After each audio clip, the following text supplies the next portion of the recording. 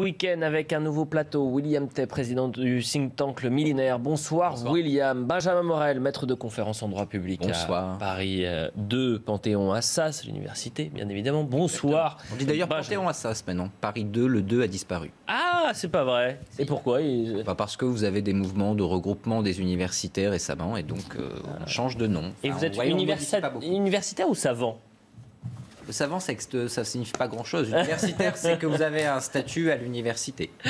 Jean-Marc Albert, historien et universitaire. Et savant. Bonsoir. On va et sachant.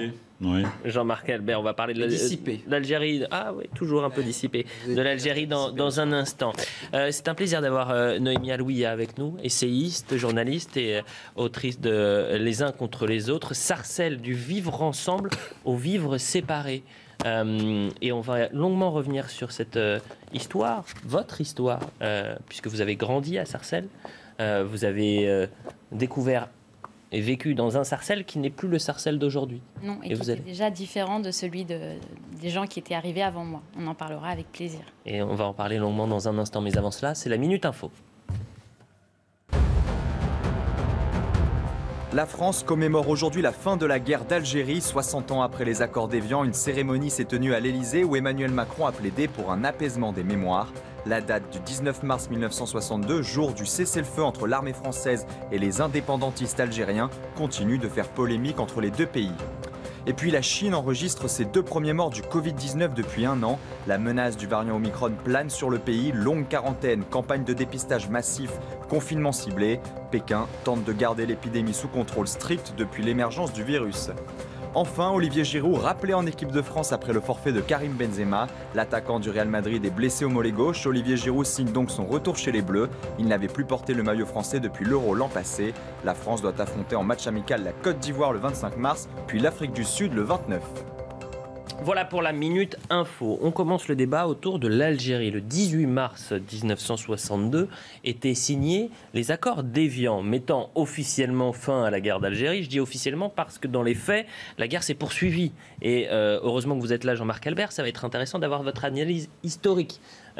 Dites-moi si je me trompe, la guerre s'est poursuivie dans les mois qui ont suivi avec des massacres très importants, tant et si bien que beaucoup contestent cette date en disant finalement le 18 mars 1962, il faut arrêter de commémorer cela comme la fin de la guerre d'Algérie parce que ce n'est pas le cas.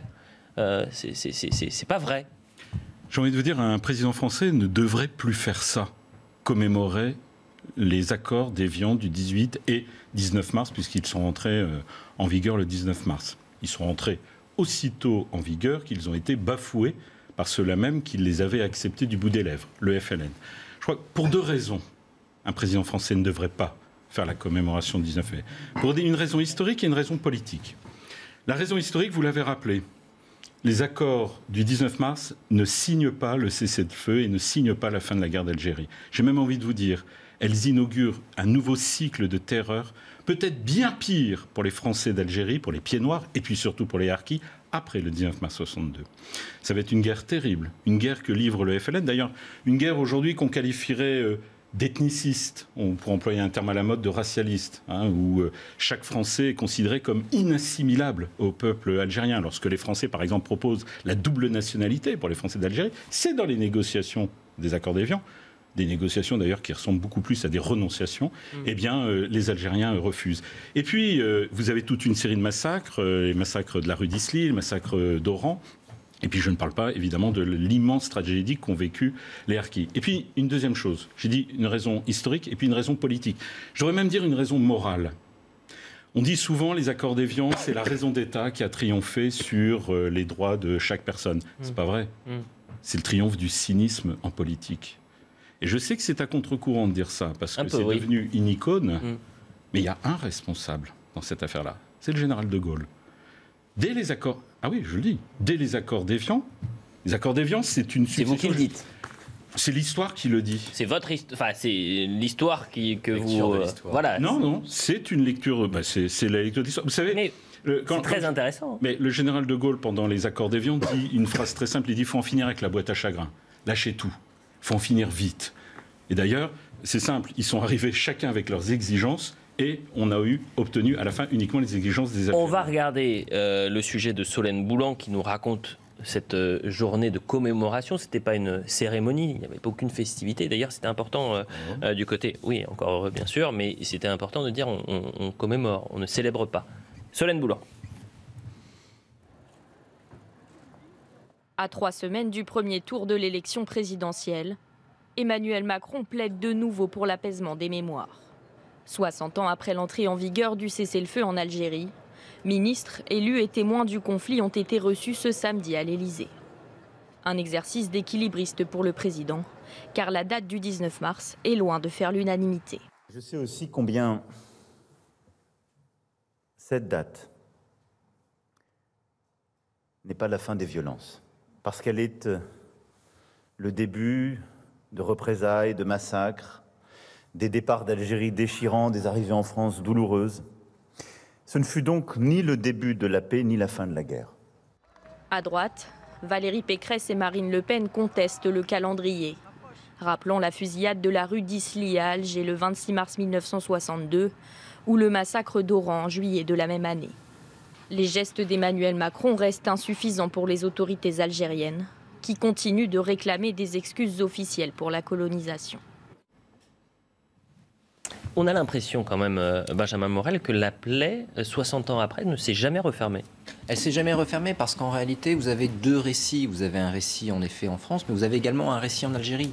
Et le récit en Algérie, comment s'est construite la France? La France est en partie construite contre les adversaires qui ont été les siens, l'Angleterre lors de la guerre de 100 ans, ensuite l'Allemagne. C'est comme ça que vous construisez une nation. Il n'y a pas de meilleure façon de construire une nation qu'en lui pointant en ennemi. La nation algérienne, c'est en grande partie construite justement en pointant la responsabilité de la France et en expliquant aux Algériens que c'était cette période de colonisation qui cristallisait fondamentalement leur identité. Donc pour le régime algérien, c'est pas que du cynisme en accusant la France et en refusant de rentrer dans un processus mémoriel commun. C'est en fait un élément normal de survie d'une nation. Et de l'autre côté, vous avez au contraire en France un double récit parce que évidemment vous avez des populations originaires de l'immigration qui sont traumatisées par cette période-là et donc auxquelles il faut parler pour les politiques. Mais en même temps, vous avez ce processus diplomatique avec l'Algérie, avec un rapport ambigu. Certes, l'Algérie est un partenaire, etc. Mais en même temps, c'est un pays avec lequel nous sommes en tension. Et donc, vous avez toujours un monde politique qui marche sur un fil, qui a une difficulté à trouver son logiciel sur cette thématique-là. Le fait est tout de même que les volontés d'Emmanuel Macron ces dernières années, qui ont également été des volontés diplomatiques, n'ont pas vraiment été suivies de fait à Alger et on perçoit tout de même de sa part, à défaut d'une mauvaise volonté, en tout cas une certaine naïveté. On va regarder, et je le dis pour Audrey dans un instant, ce sujet, parce que vous parliez de ces Français d'origine algérienne, qui ont grandi en France, mais qui ont des parents qui ont vécu la guerre d'Algérie, qui disent, mais moi, vous allez entendre ce témoignage qui est assez intéressant, ma mère ne voulait pas me parler de la guerre d'Algérie, parce que justement, elle voulait me protéger en quelque sorte. Vous voyez ce sujet de Martin Coel. Des ferries qui assurent un aller-retour par semaine entre Marseille et Alger. Le symbole d'une connexion qui perdure, même 60 ans après les accords d'Évian.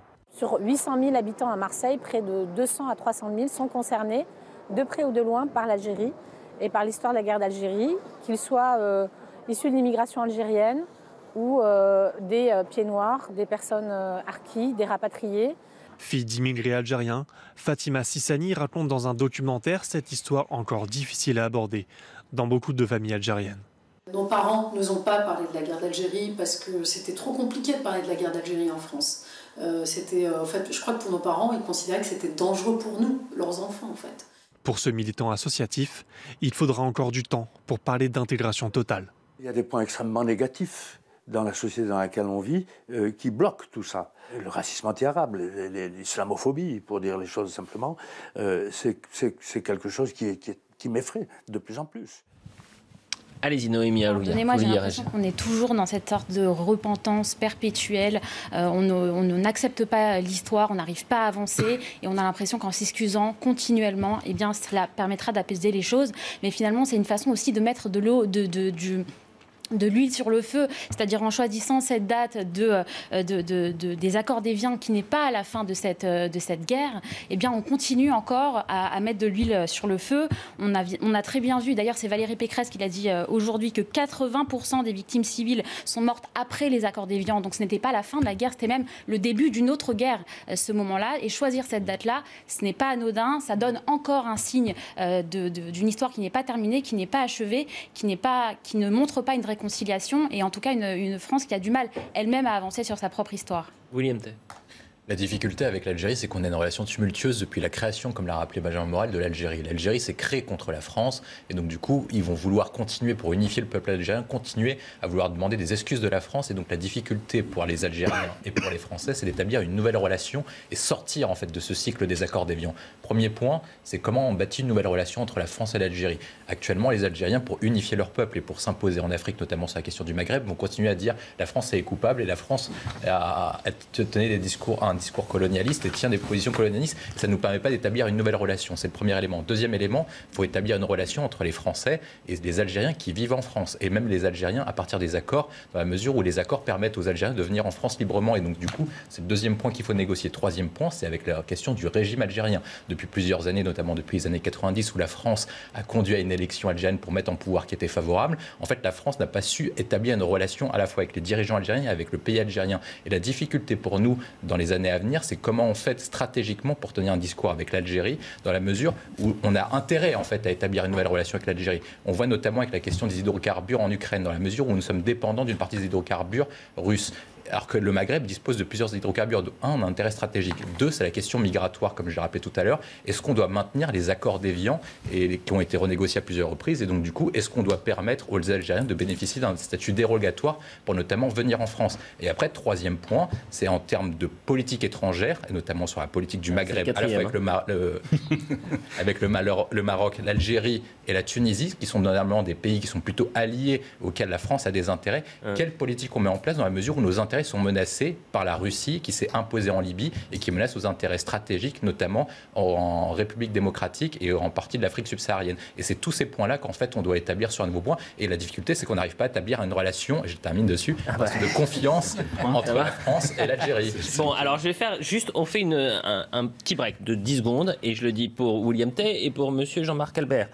Tous les deux, si possible, d'avoir des déclarations, non pas courtes, mais concises. Voilà. Ciselées. Donc on évite de dire 3 points et qu'on en fasse 5. C'est un sujet qui est important. Ah non, vous êtes puni. Juste sur votre commentaire, c'est qu'en fait l'Algérie est un sujet complexe. On peut pas résumer ça en tous les sujets sont complexes. Mais vous savez, quand les sujets sont même complexes ou compliqués, la force c'est aussi d'arriver à faire simple pour que ça soit clair pour nos téléspectateurs. Pour nos chers téléspectateurs. Juste un instant et on reprend notre sérieux. On va écouter Emmanuel Macron qui parle du silence après la guerre. La difficulté, c'est qu'il y a eu pendant des années une sorte d'omerta autour de cette guerre d'Algérie. On écoute. Tout ça nous enseigne ce que représente une guerre, surtout quand c'est une guerre pour partie de la nation avec elle-même. Il y a d'abord le décret de Sparte, le devoir d'oubli, le devoir de ne pas en parler pour pouvoir continuer à vivre à peu près. C'est exactement ce qui s'est passé pendant tant de décennies dans notre pays. Il ne fallait pas en parler. Quelques-unes de ces mémoires étaient reconnues, mais elles étaient irréconciliables. Le travail ne pouvait être fait. Et donc, le caractère irréconciliable a d'abord triomphé. Jean-Marc Albert, sur cette déclaration. Voilà. J'allais dire 2 choses très courtes. Allez-y. Monsieur Tay a raison. Les accords d'Évian doivent être abrogés. Mais ils auraient dû l'être dès le 19 mars 1962. Il y avait des clauses d'annulation. Elles ont toutes été mises en branle dès le moment même où le FLN d'ailleurs a dit, c'est la phrase de Ben Bella à De Gaulle, les accords d'Évian, c'est ni la Sunna ni le Coran. Et clairement, on avait compris que le FLN s'asserrait dès qu'il le pouvait et il va détricoter les accords d'Évian tout de suite. Aujourd'hui, on paye le prix du gaz naturel un peu plus cher que le cours mondial à cause des accords d'Évian. Aujourd'hui, on pâtit d'une pratique migratoire facilitée à cause des accords d'Évian. Des accords d'Évian qui n'ont même pas respecté.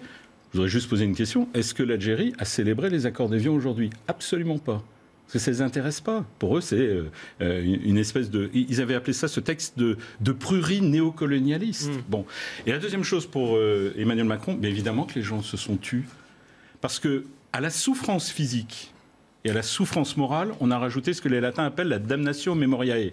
Tout ce que les pieds noirs et les harkis voyaient à la télé, c'était de les faire passer pour des méchants colonialistes, le fameux gros colon. Il suffit de voir quelle était la... L'Algérie était un département français. C'était des départements, puis avec une structure sociale qui était beaucoup plus pauvre, en tout cas socialement, que celle de la France. Mais on leur a dit, vous êtes des méchants, vous avez torturé, parce qu'on n'a parlé que de ça pendant des années. Vous êtes venus nous spolier. On n'a absolument pas parlé de la spoliation, par exemple, des biens des pieds noirs après le 5 juillet 1962. Et donc, toute une génération s'est tue, parce qu'ils avaient honte, tout simplement. Et en effet... Vous avez une deuxième génération, comme tout phénomène mémoriel de deuxième et troisième génération, qui aujourd'hui, notamment chez les harkis, beaucoup plus que chez les pieds noirs qui ont une tradition de travail et de discrétion, eh bien, on a commencé à reprendre la parole. La Minute Info, tout de suite, et ensuite on parle de l'Ukraine. Voilà ce qu'on pouvait dire sur l'Algérie.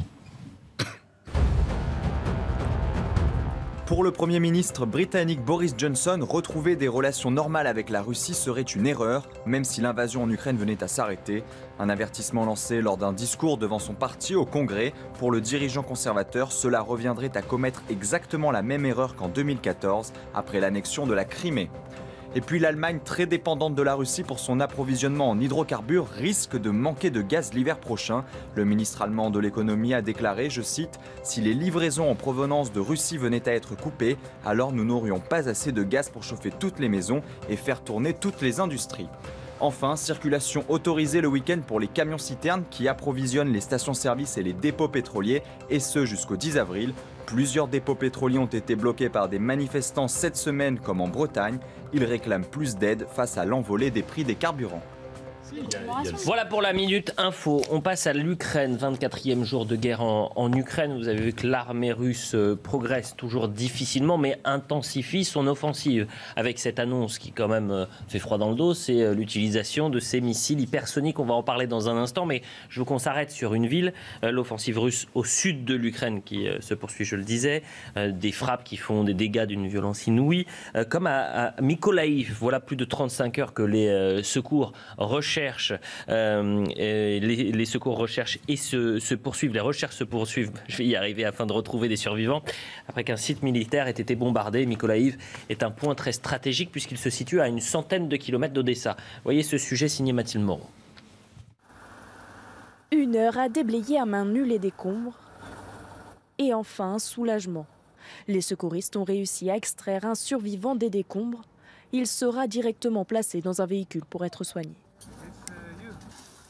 Une scène de chaos, une caserne militaire totalement en ruine. Le nord de Mykolaïv a été bombardé vendredi matin. 6 roquettes seraient tombées sur ce site. Les Russes ont lâchement effectué des frappes de missiles contre des soldats qui dormaient. Une opération de secours se poursuit toujours. Je ne veux pas en parler car j'attends les données officielles des forces armées ukrainiennes pour indiquer les chiffres exacts. Attendre avant de faire un bilan qui s'annonce lourd. Des dizaines de corps ont déjà été retrouvés, dont certains déchiquetés. Selon un militaire sur place, quelques 200 soldats se trouvent dans cette base militaire habituellement. Mykolaïv, au centre des attentions de l'armée russe, la ville située à 130 km d'Odessa est considérée comme le dernier rempart avant la cité portuaire.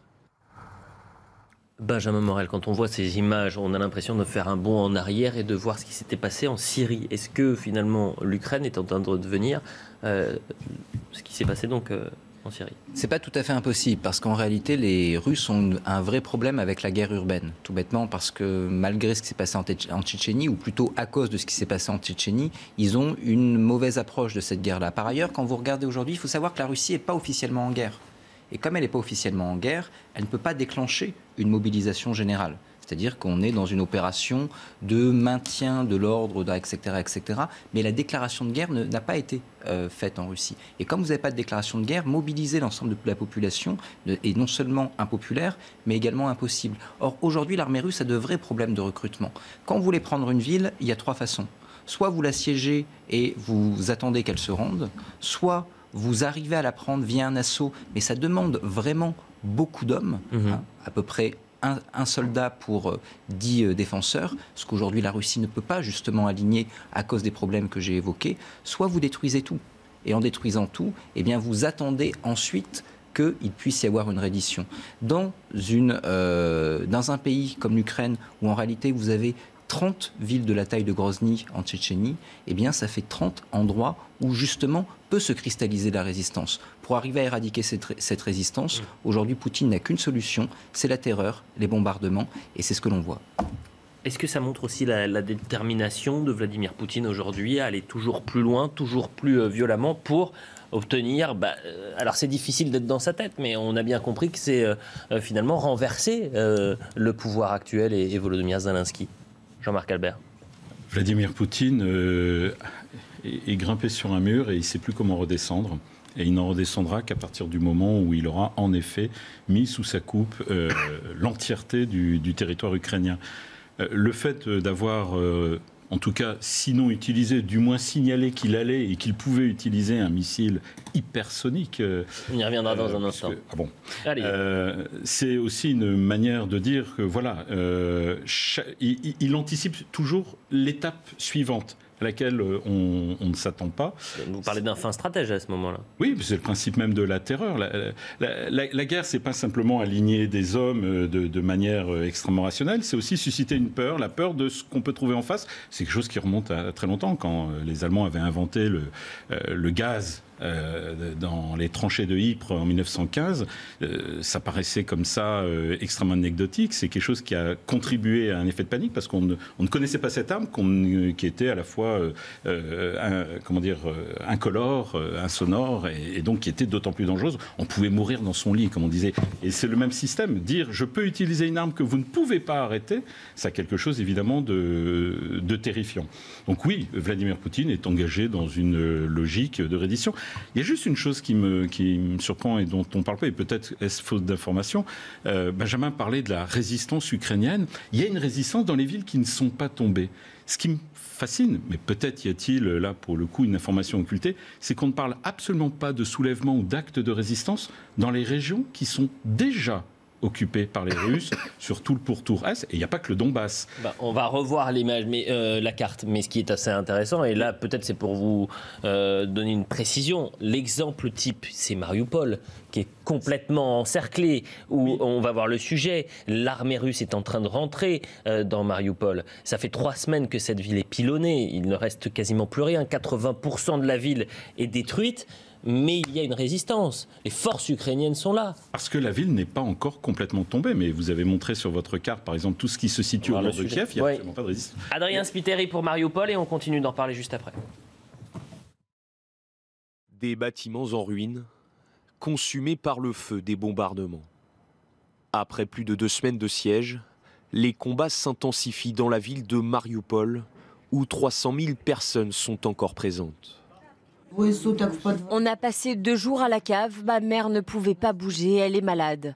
Je pensais qu'elle n'allait pas survivre. Après, on a pu sortir, mais on se retrouve là, juste avec des couvertures. On veut juste rentrer chez nous. Ce vendredi, l'armée russe a affirmé avoir réussi à pénétrer dans le centre-ville, devenu un véritable no man's land. Sur place, la population tente de résister, mais les pertes grandissent chaque jour. Cet habitant vient d'enterrer sommairement sa belle-mère. Elle était russe, elle avait survécu au blocus de Leningrad pendant la Seconde Guerre mondiale. Et maintenant, elle est enterrée là. Dans ce théâtre, bombardé mercredi, des fouilles sont toujours en cours, alors que des centaines d'habitants de Mariupol pourraient être sous les décombres. William T, c'est une ville qui ne ressemble plus à rien, c'est-à-dire qu'elle est quasiment rasée, intégralement. Reconstruire une ville comme cela, ça va prendre des années, des décennies. Oui, mais je pense qu'il faut saluer la résistance ukrainienne, et Poutine a sous-estimé la résistance ukrainienne. Je pense que c'est sa première erreur, dans la mesure où il devait penser qu'en fait il a fait la même erreur qu'en 2014 sur la question de la Crimée, où il pensait que l'armée russe allait prendre les territoires assez facilement. Deuxième point, et c'est la chose la plus intéressante, c'est qu'en fait des sondages ont été faits sur la population ukrainienne avant l'invasion de Vladimir Poutine, et on posait la question, si la Russie vous envahit, est-ce que vous êtes prêt à prendre les armes pour vous battre contre l'armée russe. Et il y avait 33% de la population ukrainienne qui disait oui, je suis prêt à me battre pour défendre l'Ukraine contre la Russie. C'est le deuxième point, c'est qu'en fait, lorsque vous arrivez sur une ville, et Benjamin Morel l'a rappelé, et qu'il y a une résistance de la ville et que la ville ne se rend pas, en fait, la seule façon en fait, pour prendre une ville, c'est de la bombarder massivement pour conduire la population ou les forces de résistance à fuir afin de prendre la ville. Et enfin, le troisième point, c'est qu'en fait, Vladimir Poutine en fait, est dans une situation qui est assez difficile. C'est que lui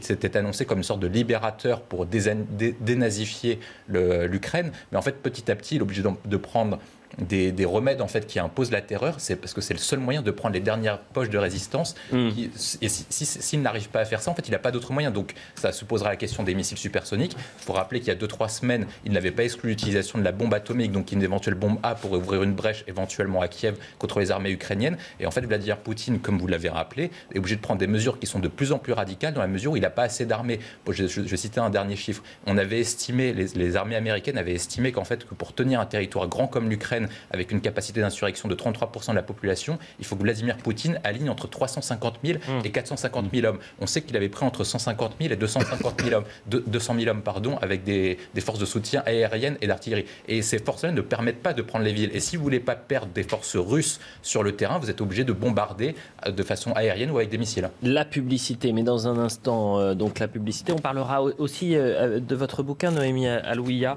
les uns contre les autres, Sarcelles, du vivre ensemble au vivre séparé. Vous avez vécu combien de temps à Sarcelles ? Une quinzaine d'années. Dans les années 90, c'est ça ? Exactement. Ouais. Et le Sarcelles des années 90 n'est absolument pas le même que celui de 2022 ? Non, absolument pas le même, qui était déjà très différent de celui des années 60. Comment vous l'expliquez ?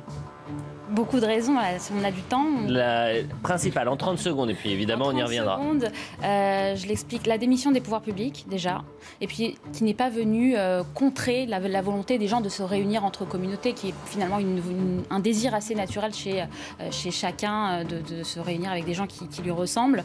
Mais il me semble que les autorités sont là justement normalement pour imposer un socle commun, et ce n'a pas été le cas. Bon, on y reviendra évidemment, c'est passionnant, il y a plein de choses. Moi j'ai beaucoup aimé, vous avez en plus une belle plume. J'essaie de retrouver ce que vous avez dit sur Sarcelles. Dans la ville la plus cosmopolite de France, prendre les transports en commun revenait à voyager aux quatre coins du monde. C'est bien dit, la publicité. Quasiment 23h, merci d'être avec nous. La suite de Soir Info Week-end avec William Tay, Benjamin Morel, Jean-Marc Albert et Noémie Alouia. On était en train de parler de l'Ukraine. La Minute Info, on continue d'en parler avec ce tournant peut-être. Est-ce que c'est un tournant, l'utilisation, en tout cas annoncée par la Russie, de ces missiles hypersoniques ? La Minute Info. La Russie intensifie son offensive en Ukraine et annonce l'emploi pour la première fois d'un missile hypersonique pour détruire un entrepôt souterrain d'armement dans l'ouest du pays. Selon Moscou, ce missile défie tout le système de défense antiaérienne. Dans ce contexte, Kiev se prépare à l'assaut des forces russes. Dans une vidéo diffusée aujourd'hui, on voit le maire de la ville, Vitaly Klitschko, en tenue militaire, marcher dans les tranchées prêt à combattre. À Kiev, les bombardements sont quotidiens et frappent dans tous les quartiers de la ville. Enfin, 10 ans après les crimes de Mohamed Merah, citoyens, élus, militaires, représentants de la communauté juive, tous ont commémoré lors d'une cérémonie ce samedi à Toulouse les attentats terroristes de mars 2012 qui ont tué 3 parachutistes, 3 écoliers juifs et leurs professeurs. Voilà pour la Minute Info. 24e jour de guerre en Ukraine, la Russie a franchi un nouveau cap et annonce avoir utilisé vendredi des missiles hypersoniques pour la première fois afin de détruire un entrepôt souterrain d'armement dans l'ouest de l'Ukraine. Les missiles Kinjal, ça veut dire poignard en russe, défieraient tous les systèmes antiaériens selon Moscou. Voyez les détails avec Mathilde Moreau et on commence à en parler. Un missile invincible selon Vladimir Poutine. Le missile hypersonique Kinjal, lancé depuis cet avion russe MiG-31 lors de précédents tests en février dernier, fait partie d'une nouvelle génération d'armes. C'est une arme qui peut voler jusqu'à 12 000 km/h, voire plus. Sa particularité, c'est qu'elle ne peut être arrêtée par aucun système. Une fois que l'arme est partie, elle est inarrêtable. Et cette possibilité de défier tous les systèmes de défense anti-aériens inquiète l'Occident. C'est une arme qui est dangereuse et qui peut changer les équilibres géostratégiques. On a vu que M. Poutine avait utilisé cette arme contre l'Ukraine hier. Il l'a fait avec une tête conventionnelle. Et c'était donc un message à l'Occident. Mais si vous mettez une tête nucléaire dans ces armes-là, il n'en faut pas beaucoup pour arriver à produire des dommages irréparables sur la surface de la Terre. La Russie est pour le moment la seule nation à avoir développé et réussi les tests sur leurs missiles hypersoniques dans le monde. Est-ce que c'est un tournant, messieurs, cette utilisation des missiles, mesdames, bien évidemment, ces missiles hypersoniques? Jean-Marc Albert. Sur le plan stratégique. Peut-être, en tout cas sur le plan pratique, pour l'instant absolument pas. Il n'y a pas eu une accélération de l'invasion russe ou de prise de ville.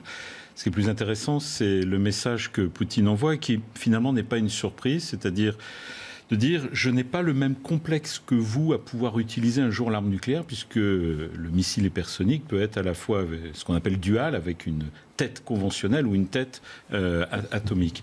Et c'est une façon de dire aux Occidentaux, vous avez un rapport à l'arme atomique qui est historique, et ce qu'on appelle le tabou nucléaire. Nous avons fait du nucléaire une arme défensive, une arme que moralement nous réprouvons et que nous n'utilisons qu'en dernier ressort. On a même inventé un terme qui, du point de vue poutinien, est totalement aberrant, la doctrine de non-emploi.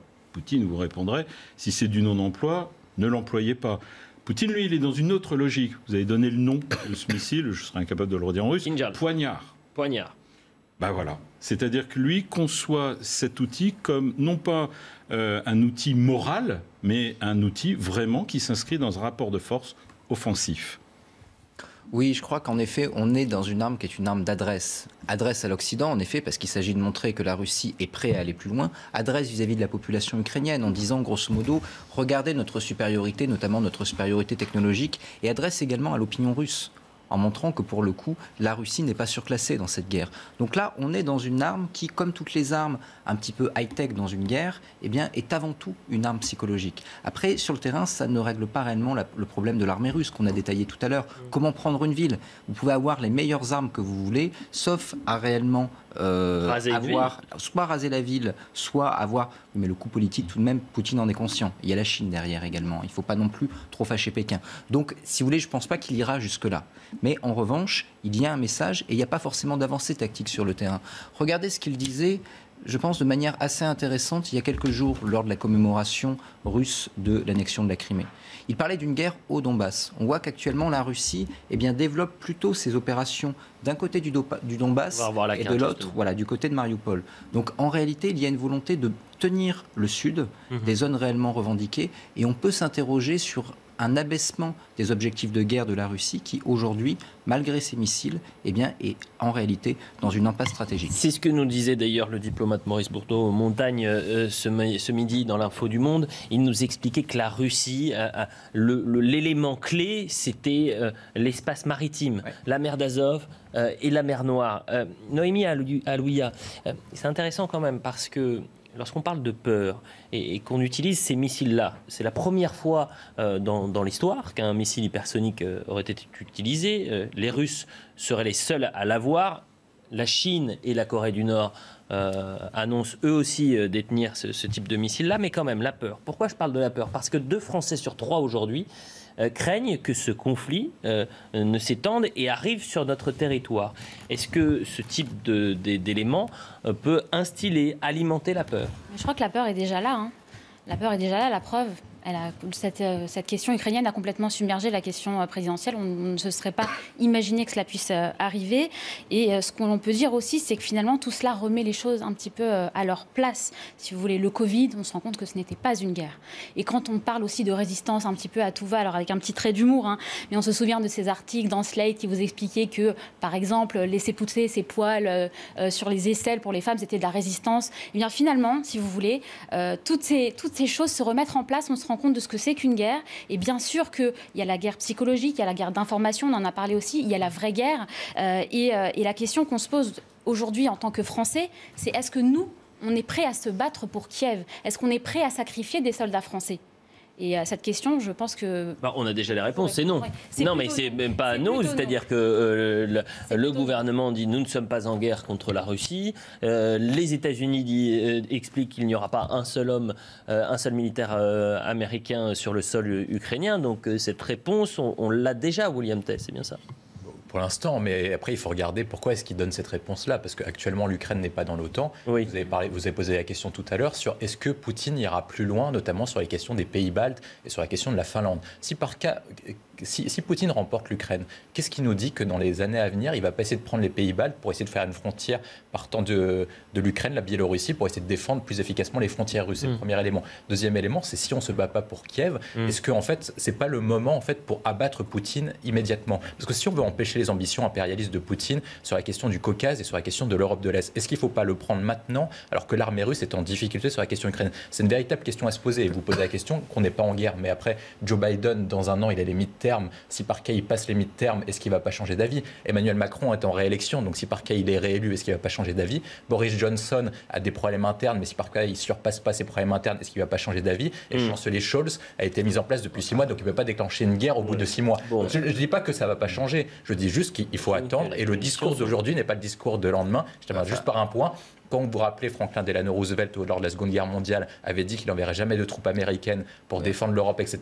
Il y a eu l'événement de Pearl Harbor qui a conduit à changer la position américaine. Donc tout événement extérieur peut changer la position des dirigeants occidentaux. Oui, mais attention, c'est-à-dire que pour le coup, on est plus dans une logique de guerre froide que de Seconde Guerre mondiale. On est face à une puissance nucléaire et on a un OTAN qui s'est conçu dans une perspective de guerre qui est une guerre en réalité indirecte. Alors le général Paloméros qui était avec nous disait justement on n'est pas dans la guerre froide parce qu'il y avait une part de rationalité dans la guerre froide qui est en train d'être dissipée aujourd'hui. Je ne suis pas psychologue. Et non, pour le coup, mais psychologiser Poutine, ça me semble aujourd'hui être extrêmement aléatoire. C'est vrai. La réalité, c'est que malgré tout, je ne pense pas que, quoi qu'il arrive, la Russie ait envie de faire une guerre nucléaire. Pas plus que les dirigeants occidentaux. C'est pour ça qu'on n'en arrivera pas là. En réalité, ce qui se passe en Ukraine, c'est ce qui se passait également en Afghanistan lors de la guerre froide, où vous avez une guerre indirecte qui est lancée. Par ailleurs, le deuxième élément, c'est que vous avez la Chine derrière. Et très clairement, la Chine est prête à laisser la Russie perdre en Ukraine. Elle n'est pas prête à laisser la Russie tout bêtement s'effondrer face à l'Occident. Emmanuel Dupuis, le président de l'Institut Prospective et Sécurité en Europe, qui revient sur ces missiles hypersoniques. Et puis ensuite, on va parler de Volodymyr Zelensky. La Russie est le seul pays qui dit avoir ces missiles hypersoniques. Les États-Unis n'en ont pas. Les États-Unis se rendent compte de retard dans ce domaine. Et puis, bien évidemment, les Chinois disent avoir des missiles hypersoniques, les missiles Dongfeng 17, mais ils n'ont pas été testés. Donc on ne connaît pas tout à fait leur capacité ou leur efficacité. Et puis inutile de dire que la France n'en a pas. Elle s'est rendue compte d'ailleurs très tardivement de la nécessité de lancer un projet expérimental. Ce projet s'appelle le projet VMAX, véhicule manœuvrant expérimental, et dont les premiers essais se sont déroulés à la fin de l'année dernière. Voilà, c'est assez intéressant. Voilà ce qu'on pouvait dire sur ce missile. Je veux qu'on avance et qu'on parle de Volodymyr Zelensky qui, dans la nuit, appelait Moscou à négocier. On l'écoute. Ils ont clairement l'intention de tout faire pour que la crise humanitaire dans nos villes devienne un argument pour que les Ukrainiens coopèrent avec les occupants. Il s'agit d'un crime de guerre. Ils en seront responsables à 100%. Nous avons toujours insisté sur les négociations. Nous avons toujours proposé le dialogue, proposé des solutions pour la paix, pas seulement pour 23 jours d'invasion. Et je veux que tout le monde m'entende maintenant, surtout à Moscou. Il est temps de nous réunir. Il est temps de discuter.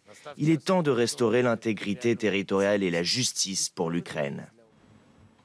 Est-ce que les négociations sont viables dans un tel contexte, dans une telle situation? Est-ce que vous envisagez avoir autour de la table Volodymyr Zelensky et Vladimir Poutine? Ça n'arrivera évidemment pas pour l'instant.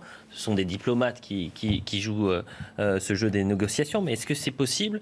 Ça peut avancer dans les prochains jours? Jean-Marc Albert. Il faut toujours rendre possible ce qu'on croit être... C'est soit la négociation, soit la guerre, c'est ça? Exactement. Et surtout, il faut éviter de priver les belligérants de capacité de sortie de guerre. Entrer en guerre, c'est pas très compliqué. Sortir d'une guerre, ça l'est déjà davantage. Parce qu'en général, la sortie de guerre, quand elle est mal maîtrisée, elle en produit une autre 10 ans, 30 ans, 40 ans après. Et je suis particulièrement inquiet, par exemple, des propos qu'a tenus Boris Johnson aujourd'hui auprès de son parti, quand il a dit, vous savez, Poutine ne l'emportera pas au paradis, hein. Même si la guerre s'arrête demain, on va continuer de le poursuivre, on va éviter l'erreur de Crimée 2014. Je crois qu'il y a un temps pour tout. L'urgence aujourd'hui, chacun en conviendra, c'est de trouver les éléments qui favorisent la paix. La question du règlement de compte, la question des règlements de compte financiers, par exemple, ça viendra après. Benjamin Morel. Oui, il ne faut jamais criminaliser l'ennemi. Hein. Vous savez, c'est la vieille opposition. Pourtant, ce qu'a fait Joe Biden cette semaine. Oui, c'est un criminel de guerre. Mais il y a le criminel et il y a l'ennemi. Avec le criminel, vous ne négociez pas. Le criminel, vous le mettez en prison. Ou vous le neutralisez. Ou avec l'ennemi, vous avez une possibilité de paix. Et là, pour le coup, si on veut maintenir un lien de négociation, il faut considérer pour le coup que vous avez deux ennemis face à face. Dans le cadre actuel de la situation en Ukraine, la situation n'est pas fondamentalement défavorable à des négociations à moyen terme. Justement parce qu'on a une armée russe qui bute. Et qu'on a une armée russe qui, de facto, aura beaucoup de mal à prendre les grandes villes. Une armée russe qui aura beaucoup de mal à maîtriser le pays. À un moment ou à un autre, Poutine aura un choix simple. Soit rentrer dans une logique de guerre totale, ce qui implique une mobilisation générale, ce qui peut le conduire à tomber, soit rentrer dans une négociation pour atteindre les points de guerre qu'il veut. Grosso modo, une Ukraine qui n'entrerait pas dans l'OTAN et probablement une annexion du Donbass. Est-ce qu'il peut y avoir une base de négociation sur cette base-là ? Là, c'est aux deux belligérants de répondre, mais de facto aujourd'hui, l'Ukraine n'a pas les moyens de gagner cette guerre, mais peut-être que la Russie non plus. William Tay. Moi, je ne suis pas sûr que Poutine ne veuille uniquement le Donbass et la zone sud, parce que Zelensky a annoncé à la télévision américaine qu'il était prêt à lâcher le Donbass et que l'Ukraine ne rentre pas dans l'OTAN. Donc il y avait posé les bases de ce type de négociation. Certes, mais aujourd'hui, Poutine n'a pas les moyens d'aller plus loin. La difficulté, c'est qu'en fait, on pensait il y a 3-4 semaines que Poutine n'envahirait jamais l'Ukraine. Finalement, il l'a fait. Poutine disait qu'il était là pour sauver les civils ukrainiens qui étaient bombardés par les Ukrainiens. Et finalement, il bombarde lui-même les civils dans les zones séparatistes. Ensuite, après, troisième point, on nous a dit que Poutine n'envahirait jamais, ne conduirait jamais à la perte des armées russes. Et finalement, on voit notamment dans les chiffres qui sont officiels ou pas et qui ont été communiqués par le ministère des armées russes qu'ils ont perdu plus de 10 000 hommes. C'est-à-dire qu'ils ont perdu ce qui est énorme, perdre 10 000 hommes sur une armée de 150 000 hommes. Donc c'est-à-dire que petit à petit, Poutine entre dans un point. Poutine entre dans un point qui est de retour. Et nous, la question qu'on doit se poser, c'est que si Poutine est prêt à être aussi imprévisible, et notamment on ne sait pas ce qu'il veut, et qu'il est toujours prêt à aller encore plus loin, se pose la question de la sécurité des pays baltes, donc de nos alliés qui sont membres de l'Union européenne et de l'OTAN, et donc du coup, s'il ne va pas nous attaquer directement. Il n'arrive déjà pas à prendre Kiev. Alors je le vois mal assiéger Tallinn à ce stade-là. Donc je crois qu'il faut quand même raison garder. On a justement une chance d'arrêter cette guerre en Ukraine. Parce qu'on a un Poutine qui n'a pas la capacité de prendre le reste de l'Ukraine à ce stade-là. Sauf vraiment, le problème de l'armée russe, ce n'est pas matériel. Le problème, c'est un problème d'homme. Et aujourd'hui, Poutine n'a pas de solution à ce problème-là. 2 points. Premier point, quand vous l'écoutez il y a 2 jours, il ne parle que du Donbass, ce qui est un rétropédalage par rapport à ses autres discours. Deuxième point, et bien encore une fois, cette guerre, pour l'instant, il n'est pas en train de la perdre, mais il n'a pas les moyens de la gagner. On avance un tout petit peu et on reste sur Volodymyr Zelensky. Ça peut paraître anecdotique, mais c'est tout un symbole. Un groupe d'eurodéputés, je ne sais pas si vous avez vu cette information, a envoyé une lettre au comité donc du prix Nobel pour la paix, pour intégrer Volodymyr Zelensky et le peuple ukrainien dans les nommés. Vous savez que normalement la liste elle s'arrête fin février. Et bien là, voilà, certains eurodéputés ont demandé. On a posé la question sur Twitter, on a consulté les gens. Faut-il intégrer dans la liste des nommés au prix Nobel de la paix Volodymyr Zelensky et le peuple ukrainien comme le souhaitent des eurodéputés? Regardez les réponses. Plus de 4200 consultés, non à 85% et oui seulement à 15%. Est-ce que ça vous surprend ce résultat? Si vous voulez, le problème d'un sondage sur un réseau social... C'est pas un sondage, c'est une consultation. Exactement. C'est pour ça que c'est qu'il faut voir un petit peu quels vont être ceux qui vont participer, selon quel objectif. Donc à partir de là, j'aurais du mal à me prononcer. Jean-Marc Albert. Je suis toujours très dubitatif sur les classements du Nobel.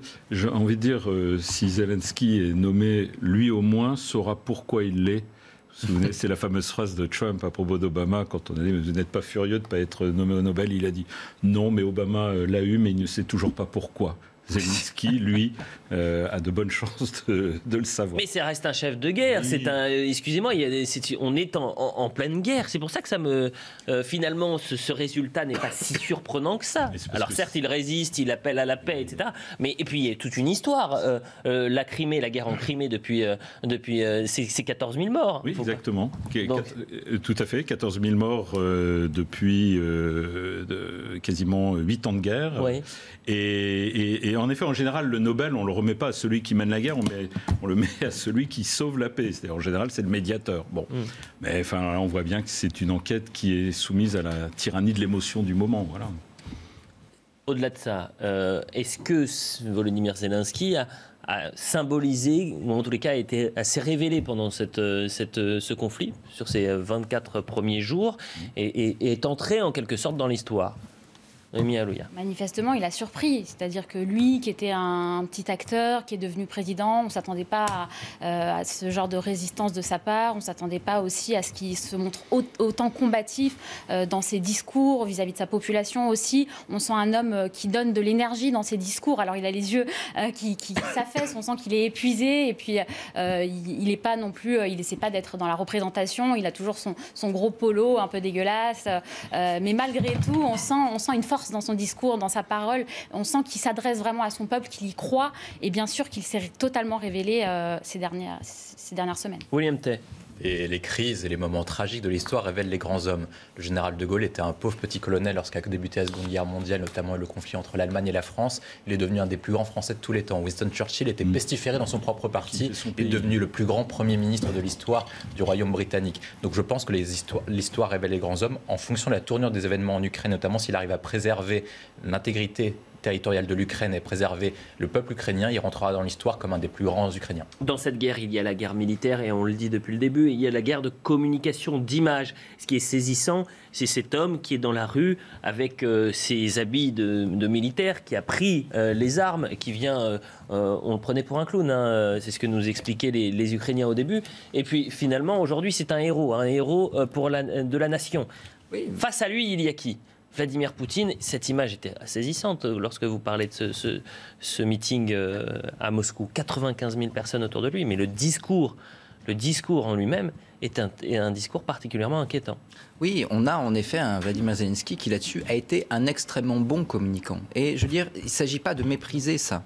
La guerre, c'est en grande partie de la communication. C'est de la communication parce que vous devez parler à l'international, pour recevoir de l'aide, pour en réalité médiatiser votre cause. Et ça, il a bien su le faire. Le deuxième élément, c'est que la guerre, c'est de la communication parce qu'il faut entretenir le moral de votre peuple. Tout à l'heure, on parlait de la prise des villes, qui aujourd'hui est l'élément central dans le déroulé de cette guerre. Une ville ne tient que parce que ses habitants tiennent, parce que ses habitants ne partent pas, parce que ses habitants continuent à accepter de se battre. Si vous avez un président qui incarne ça et qui arrive justement à réveiller l'ardeur de la résistance, eh bien là, vous avez un avantage qui n'est pas qu'un avantage de communication, qui est un avantage stratégique profond sur le terrain. Face à ça, Vladimir Poutine, qui pourtant avait réussi à développer la communication de la Fédération de Russie ces dernières années, à la fois en interne et auprès des autres peuples, a été extrêmement mauvais et n'a pas du tout su gérer un contre-discours. Donc en effet, cette guerre, elle est loin d'être gagnée pour l'Ukraine, elle est probablement même perdue. Mais en revanche, la guerre de communication et demain peut-être la guerre des manuels d'histoire, c'est Zelensky qui l'a gagnée. Et Zelensky, lui, ne s'est pas réfugié à Varsovie pour mener la résistance de l'extérieur. Je suis obligé de vous couper. Il est 23h20 quasiment, la Minute Info. Ça devait être maintenant. La France commémore aujourd'hui la fin de la guerre d'Algérie. 60 ans après les accords d'Évian, une cérémonie s'est tenue à l'Élysée où Emmanuel Macron a plaidé pour un apaisement des mémoires. La date du 19 mars 1962, jour du cessez-le-feu entre l'armée française et les indépendantistes algériens, continue de faire polémique entre les deux pays.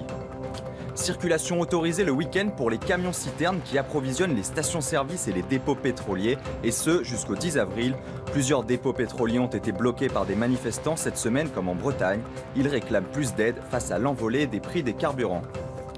Et puis les larmes d'Antoine Dupont, larmes de joie bien sûr, une joie partagée par tous ses coéquipiers. La France remporte le tournoi des 6 nations et réalise son 10e grand chelem de l'histoire. Au quart d'heure de jeu, après un super mouvement collectif, Gaël Fickou marque le premier essai des Bleus. Antoine Dupont scelle la victoire en inscrivant le dernier essai. Une victoire 25-13 face à l'Angleterre. Non, moi aussi. Ça, c'est la bonne nouvelle du soir. L'équipe de France, le 15 de France, le 15 de France qui réalise le Grand Chelem. Ça faisait 12 ans, ça faisait quand même assez longtemps. Depuis 2010, on n'avait pas eu ni victoire, ni Grand Chelem donc pour le tournoi des 6 nations. Ah, nous sommes en direct et ça va être notre respiration. Voilà, 3 minutes un peu pour souffler dans cette actualité qui est si compliquée. On est avec Martin Cahouel, rue Princesse. Martin Cahouel, bonsoir, vous êtes chanceux, vous avez passé une bonne soirée. Racontez-nous un peu l'ambiance, on est vraiment en plein cœur de la capitale.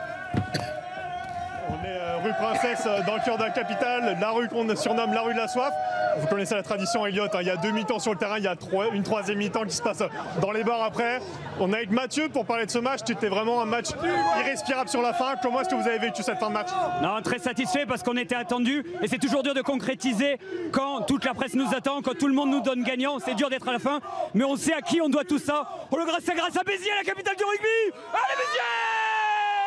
Voilà Elliot, il y a des Marseillais qui commencent à jaillir un peu partout rue Princesse. Voilà, on va pouvoir le montrer en image. Il y a encore beaucoup de monde. Les bars ont ouvert à midi aujourd'hui et ça s'est rempli jusqu'au coup d'envoi à 21h. Et les bars ont juste explosé pendant les nombreux essais français. C'était une soirée magnifique, c'est vraiment le temple du rugby ici à Paris, rue Princesse. Merci beaucoup Martin Cahouel pour cette petite humeur. Ça fait du bien aussi ces images de liesse, de joie. Nécessaire en ce moment. Je vois que les gens ne sont pas masqués. Attention, c'est jamais la crise sanitaire n'est jamais bien loin.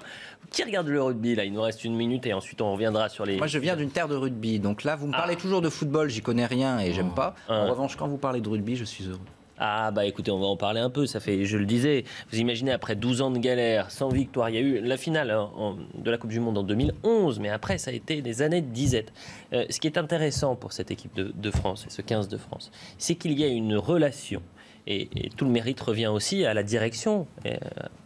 Bernard Laporte quand même, qui a réussi à négocier pour que la Fédération française et la Ligue de rugby puissent s'allier pour avoir un collectif, c'est une quarantaine de joueurs, un groupe très important, et que la priorité des priorités ne soit plus le club, mais la sélection, à l'anglaise, à la néo-zélandaise. Ils ont réussi à faire ça autour de Fabien Galtier, le manager, ancien capitaine du 15 de France, et ça donne ça. 5 sur 5. Bravo quand même. Jean-Marc Albert, vous regardez un peu de rugby? Pas trop, mais je sais qu'en effet, l'équipe de France de rugby était passée par une phase de reconstruction où on les avait beaucoup critiqués. Bah voilà, vous avez 3 points, William Tess. J'imagine que là, j'ai pas 3 points. Là, j'en ai qu'un seul. Le Grand Chelem, c'est beau, mais alors en plus, le gagner contre l'Angleterre. Ah bah alors là, juste avant la Coupe du Monde en France. Et vous savez que dans le staff du 15 de France, il y a un homme qui s'appelle Sean Edward, qui est en fait l'expert anglais de la défense. Il a passé 11 ans au Pays de Galles, de 2008 à 2019, je crois. Et puis en 2019, il y a Fabien Galtier qui lui a dit viens en équipe de France. Et finalement, c'est aussi ça la réussite. Vous imaginez, on a un spécialiste anglais dans le staff du 15 de France. Un Gallois, vous écoutez. Noémie Alouia, on va... Alors là, vous êtes en train de me perdre. Oh bah non, un petit sourire. J'espérais échapper à Jamais. Je suis pas une spécialiste de cette question. C'est bon, du moins, voilà, ce qui est important, c'est le plaisir. C'est le plaisir aussi pour les sportifs français et pour la France. Il y aura la Coupe du Monde dans pas longtemps, 2023, Coupe du Monde de rugby. La publicité, on revient pour des choses un peu plus sérieuses, même si c'est important le sport. Quasiment 23h30 sur CNews pour la dernière partie de Soir Info Week-end avec William Tay toujours, avec Benjamin Morel toujours, avec Jean-Marc Albert et Noémie Alouia. Je rappelle Noémie que c'est la première fois que vous êtes sur ce plateau et c'est un plaisir d'être avec vous ce soir. Vous êtes essayiste, journaliste, auteur de Les uns contre les autres, Sarcelles du vivre ensemble au vivre séparé. Et on va revenir un peu sur la situation à Sarcelles, qui est une ville, vous le dites dans votre livre, c'est une ville cosmopolite, la plus cosmopolite de France. Prendre les transports en commun revenait à voyager aux 4 coins du monde. Ce que je vous propose, c'est qu'on fasse le point sur l'actualité, la Minute Info, et puis ensuite on va en débattre.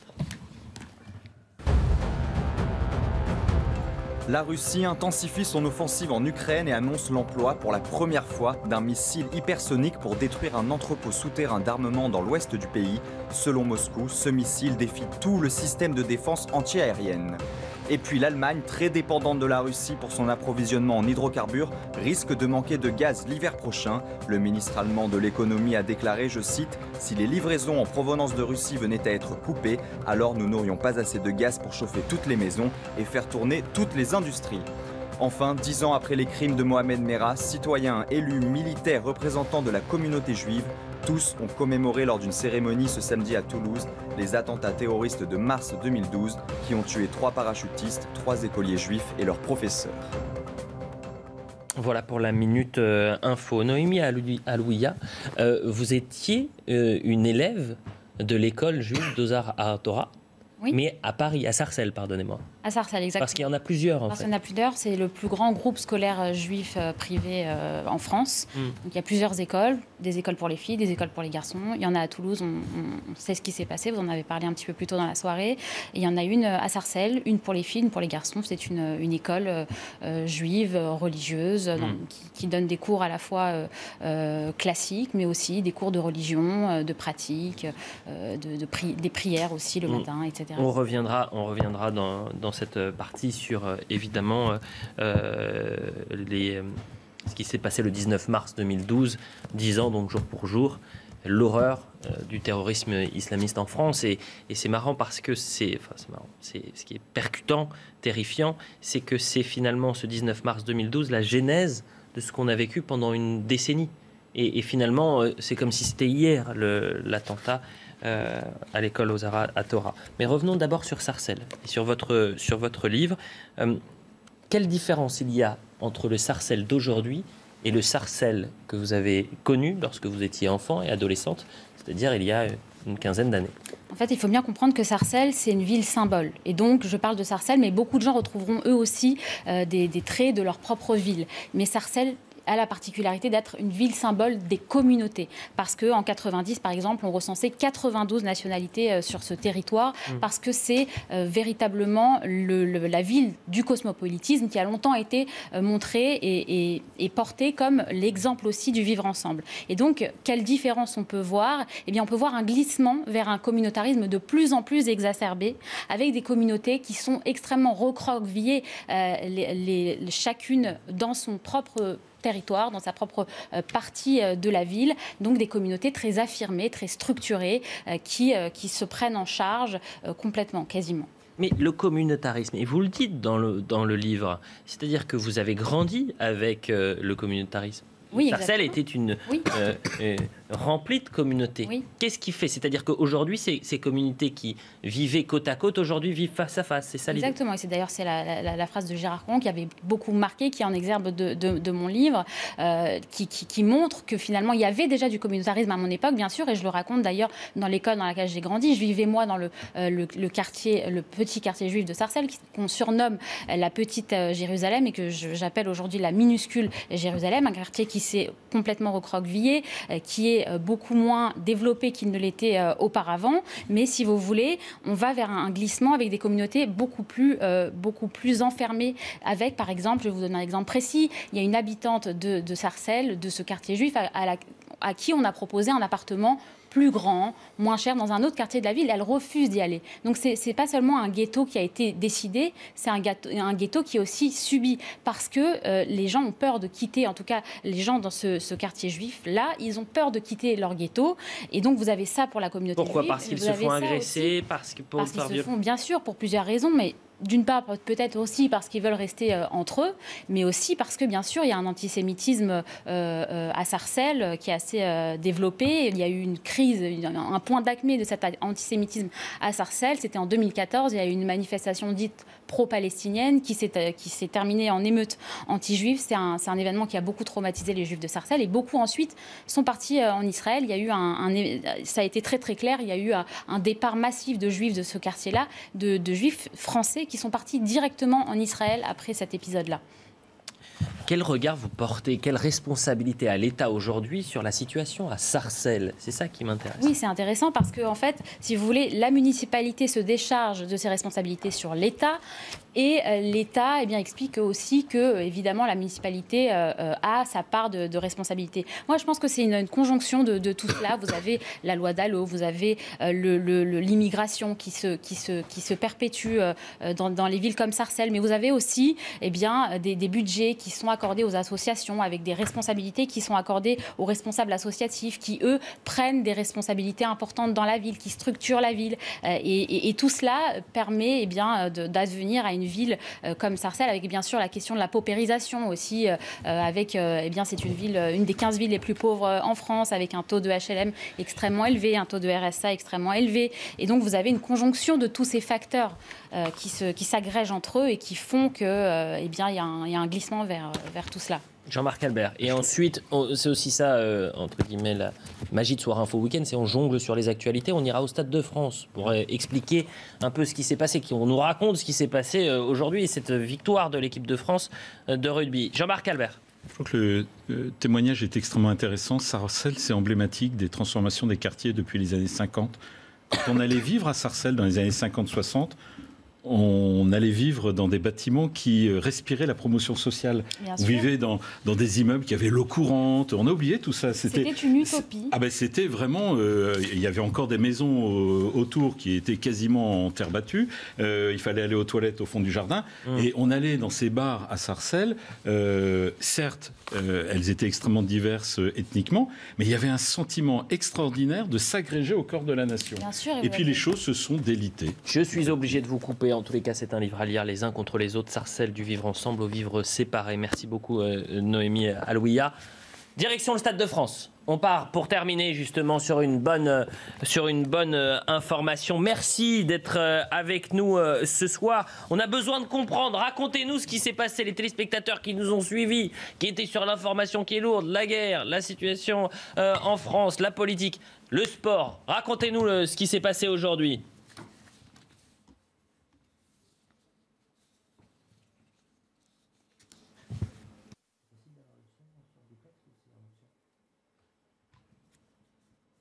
Alors, on a un problème de son, Damien Bourdelle, je suis déçu.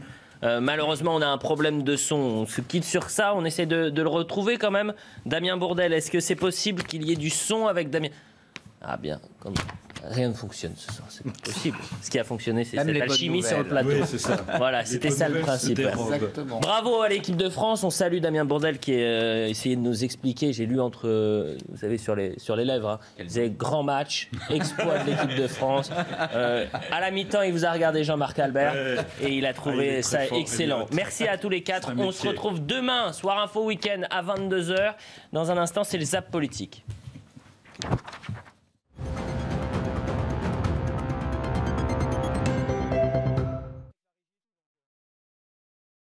Que l'écologie puisse, au travers d'une candidature unique, dès le premier tour, rassembler les progressistes et les humanistes. Maintenant, la candidature de Yannick Jadot rassemble quand même. Je rappelle qu'en 2019, nous avions plusieurs listes écologistes et aujourd'hui, elles sont rassemblées derrière sa candidature. Donc voilà, que celui qui a le meilleur projet gagne. Mais ne soyons pas étonnés que Mélenchon ne prépare pas les travailleurs au combat contre la classe capitaliste. Parce que son projet, c'est de travailler avec ces capitalistes, de travailler avec eux, main dans la main. Et il l'a montré lors d'un débat télévisé où pendant une vingtaine de minutes, il a vendu sa politique au patron du MEDEF, Geoffroy Roux de Bézieux, en lui vantant les bienfaits de son programme. Dans l'idée de la 6e République qu'on propose, on souhaite instaurer le référendum d'initiative citoyenne pour faire en sorte que les citoyens, lorsqu'ils veulent se saisir d'une question, puissent le faire légitimement et plus facilement qu'aujourd'hui avec le référendum d'initiative partagée et que cette solution soit mise au débat. On souhaite introduire par exemple la révocation des élus parce qu'on le voit bien, cette campagne politique est violente et les autres ont été extrêmement violentes. Et pour canaliser cette violence politique, il faut faire en sorte d'introduire des nouveaux dispositifs. Et le référendum révocatoire, ça permettrait, si un élu est vraiment très contesté sur ce territoire, qu'une poignée des citoyens décide de dire, écoutez, on n'en peut plus de vous, vous allez devoir défendre votre bilan, et si on ne veut plus de vous, on remet en place des élections. Et ça permettra de canaliser cette violence en politique. que c'est vrai qu'on a beaucoup de points communs, et notamment avec les camarades de FI, mais après, nous, on est anticolonialistes, anti-impérialistes, on n'est pas pour la République une et indivisible, on n'est pas pour la 5e ou 6e constitution, pour nous, ça veut rien dire, on est pour le renversement du capitalisme, on est pour une expropriation, on est pour un monde sans frontières, on est pour l'accueil de tous les migrants, on est pour des services publics, mais surtout une socialisation de l'économie, on est pour la socialisation de tous les systèmes bancaires, et on est pour la révolte. Et normalement, vous êtes pour... La révolution, elle n'est pas dans les urnes. La révolution, c'est la lutte du peuple corse aujourd'hui, c'est la lutte partout, et on est pour même une radicalité dans la lutte, on est pour les émeutes, on est pour une solidarité de révolte avec les populations dans le monde entier. Vous voyez, il y a des différences. Il ne faut pas faire l'union sacrée derrière Macron, parce qu'il se moque autant du peuple ukrainien que du sort des travailleurs ici. Alors il faut dénoncer tous les responsables, tous les fauteurs de guerre, tous les profiteurs de guerre, et il faut affirmer la nécessité d'arracher le pouvoir aux dirigeants de ce monde capitaliste. Contre la guerre, les belles intentions pacifistes ne suffisent pas. Il faut s'organiser pour défendre la seule politique correspondante à nos intérêts, qui consiste à dire « Prolétaires de tous les pays, unissons-nous pour renverser la classe capitaliste et ses politiciens ». On a un intérêt commun quand même à ce qu'il y ait un véritable débat, une véritable confrontation. Ça ne résout pas tous les problèmes démocratiques, évidemment, mais le fait que Macron se comporte comme ça, refuse de rendre des comptes, d'une certaine façon, le refus des débats, c'est le refus de rendre des comptes. Il parlait de son bilan, en tout cas. Ouais, voilà, le bilan, on a besoin de ça, il faut ça. C'est quand même, puis même pour la population, pour les électeurs, on le sent bien, il y a besoin aussi d'assister à ces genres de choses-là, parce que c'est là où il y a des vérités qui peuvent sortir aussi quand même. Et puis voilà, puis c'est comme ça, c'est mieux que des numéros de claquettes des uns et des autres. Il y a beaucoup d'études sociologiques qui expliquent que quand on est en milieu d'une crise très forte, où il y a de grandes tensions et de grandes angoisses, ça a été le cas pendant la pandémie, c'est le cas pendant la guerre, et ça n'est pas du tout le propre d'Emmanuel Macron, hein, c'est ce qui se passe dans tous les régimes.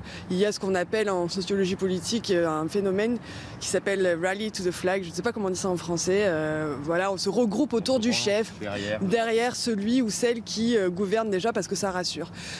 Et c'est pas le talent d'Emmanuel Macron, ça arrive à tous les dirigeants pendant les crises, c'est une tendance sociologique qu'on connaît bien.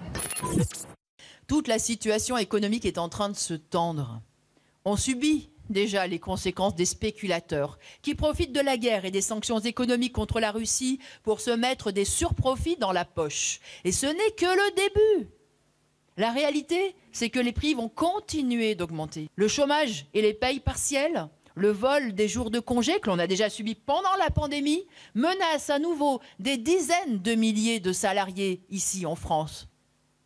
Alors oui, l'angoisse de perdre son gagne-pain est de retour.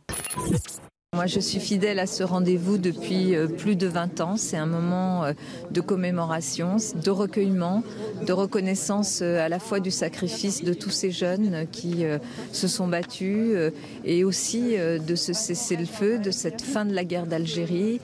Une guerre qui a été nommée et qui a permis aussi, même si le temps est long, même si c'est difficile, de reconstruire. Et je veux rendre hommage à la FNACA, la Fédération nationale des anciens combattants de la guerre d'Algérie, parce qu'ils font un travail de très longue date, à la fois de vérité, mais aussi de pédagogie auprès des élèves de nos écoles. Et je pense que c'est très important qu'on puisse avoir leur témoignage.